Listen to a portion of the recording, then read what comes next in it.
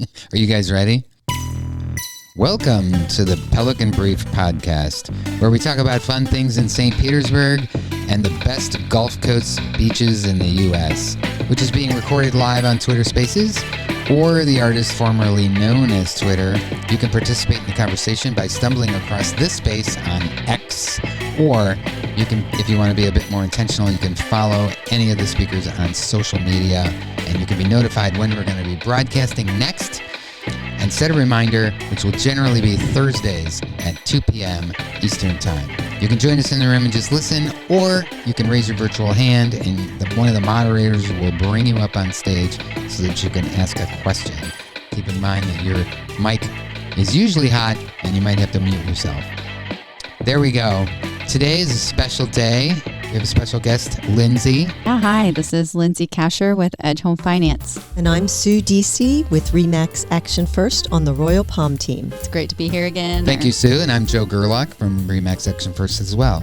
Let's get into it. So how was your Thanksgiving? My Thanksgiving was great, thanks. Ate too much as usual, but we had quite a mix of food this year. My daughter is vegan, and so we had some of the traditional stuff as well as some nice vegan dishes. My Thanksgiving was fantastic. Just keep it very low key per se because it's just my husband and I. We don't travel.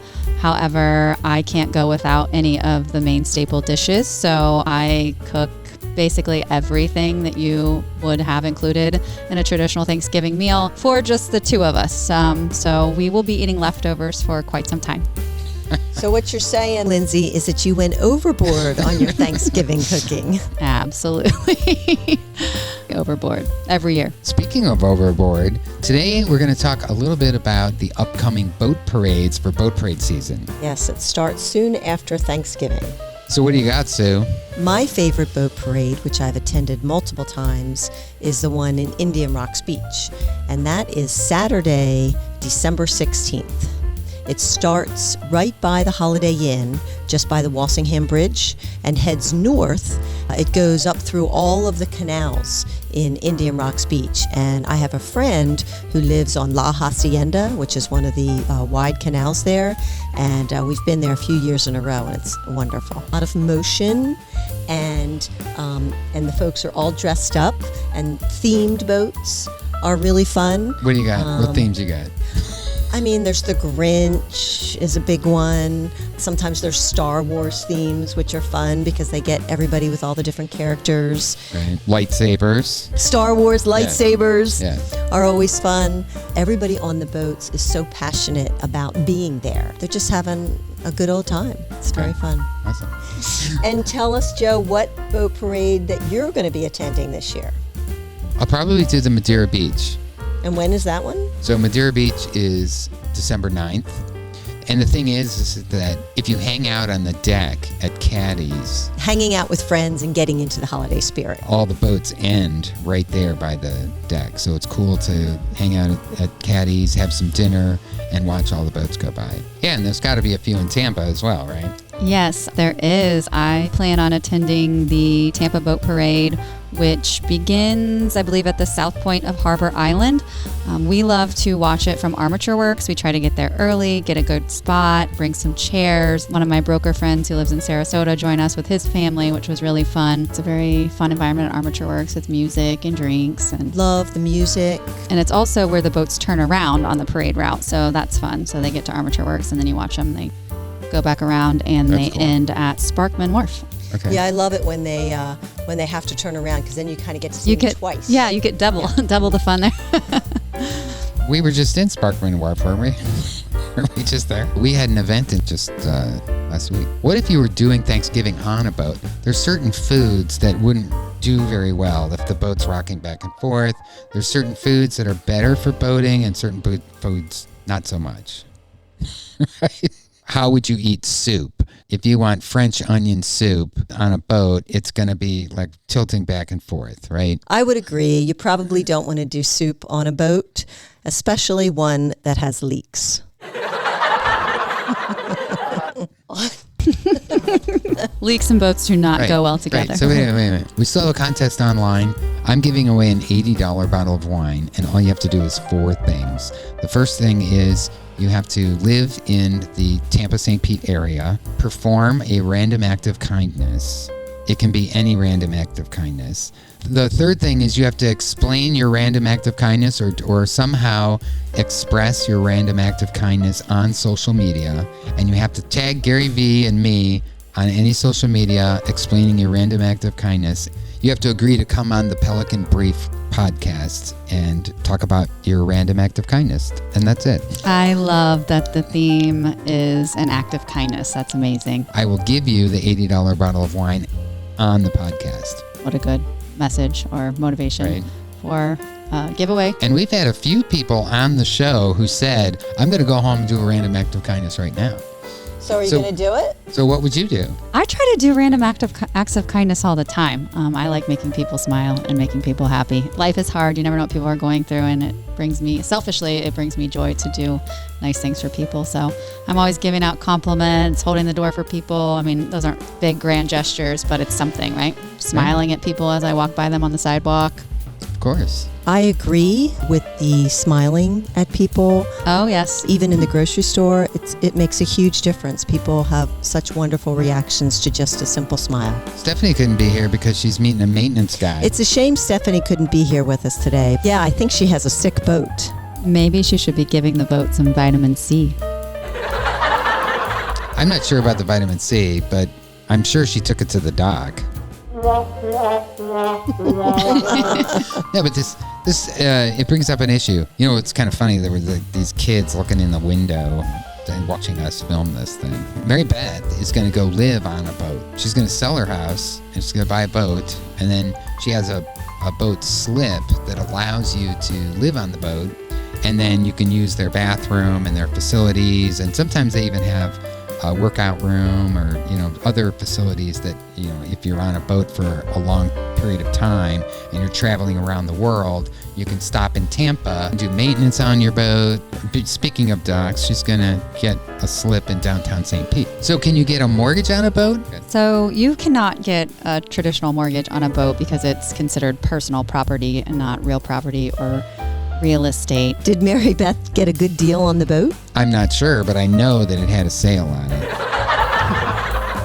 One solution you could use for financing a boat would be to tap into your home's equity and use something such as a HELOC to finance the purchase of a boat. That would be one idea, to leverage your mortgage and your home equity. Is it like a car loan? I don't know how to get a loan on a boat. Another option would be to get a loan specifically for a boat, or a boat loan, a personal loan. Like a car. Yeah, like a car. I'm not an expert on boat financing because I'm not licensed to do that, but those are the options I know of that are out there. Okay. Normally I can claim the interest on my mortgage on my tax deduction. So can you get a tax deduction if you pay interest on a boat that you're living on, if that's your residence? You piqued my interest. My initial thought was there's no way you could write off the interest on a boat because you're living on it. It's not a mortgage. I'm not an accountant and I should not be giving tax advice. However, we did look this up, and this is coming straight from TurboTax. It says that you can write off the interest on a boat or an RV if you designate it as your main home. It says the IRS has a very broad definition of home, and the test the IRS applies is simply that the property has to have sleeping, cooking, and toilet facilities. From a real estate boating perspective, I get a lot of questions on the time it takes to get out to big water, big open water, the Gulf. And I've sold a home in Reddington Shores, which is the northernmost point of the Reddingtons. And whether you're heading north to Clearwater Pass or down to Johns Pass, you've got probably about a 20-25 minute ride because of the slow wait. Oh, right. On the intercoastal, you're not allowed to speed. Sometimes if you have to go under a bridge, you can't have a sailboat, or you have to only have deep water if you want to have a sailboat. So motorboats and sailboats, some people with motorboats can get away with being in certain areas where you have to make it under a bridge before you go out to open water. So it's important to buyers that are big open water boaters to a lot of, like, they love being closer to Treasure Island because you're real close to get out to the Gulf. And same thing with Clearwater Pass to big open water. Another issue for home buyers looking for waterfront and boating locations is the depth of the water, because it limits the size of the boat. Also, your seawall. And it's very pricey to take an old seawall and repair it or cap it. And it goes by the linear foot. So when I'm selling waterfront property, we always get a separate dock inspection, seawall inspection, so they know what they're buying. The boater knows what they're buying. What are some of your favorite spots to anchor the boat? So we always end up at Beer Can Island, which is a favorite. It's also convenient for us with the location. And John's Pass, we end up going to the sandbar there a lot as well. Yeah, that's a very popular location. I've been there as well. Yeah, it's nice a fun there. one. Yeah, it's really fun. Is it Beer Can Island by Tampa? Yeah. Isn't that the place where they have the raves? It's not seemed. It's a party. It's nothing more crazy than, I guess, the sandbar at John's Pass. But I mean, it's a place where people go to party. So maybe I keep missing the raves. Where is Beer Can Island? Beer Can Island actually looks like a beer can. If you look at a map of Beer Can Island, it kind of looks like a beer can. But they've nicknamed it Beer Can Island, but they're naming it Pine Key because that's the official name. So it's really Pine Key. And these DJs from Miami, they come up and they set up these huge raves, and you can't get there unless you come from a boat. So everybody who went to Beer Can Island, they all come from boats all around, and they go to these raves with these really popular DJs that do house music. I've never seen a DJ or a rave there, so I must be going on the wrong weekends. You're going to have to tell me when this is going on, Joe. Okay. Am I crazy, or is this? I have never seen a DJ there. I'm going on the wrong weekends, I guess. Did you say that you can only get there by boat? Yes, you can only get there by boat. It's in the middle of, where is it? Yeah, Beer Can Island, or Pine Key, as I guess we're supposed to be calling it now, is near the Manatee Viewing Center in Apollo Beach. So it's going to be west of that, and you do have to get there by boat. So apparently, I'm missing out. Thank you for having lunch with us on the Pelican Brief podcast. Special thanks to Lindsey, our special guest, and for her contribution and insight. You can be a part of the next conversation. Simply follow and subscribe to our moderators so that you can be notified when the next episode is being recorded, which will usually be Thursdays at 2 p.m. Eastern Time. I'm Joe Gierlach. This is Sue Deasy. And I'm Lindsey Casher.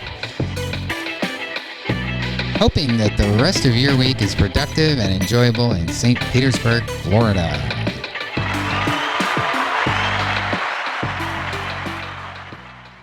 All right, it's a wrap. Time. Put my thing down.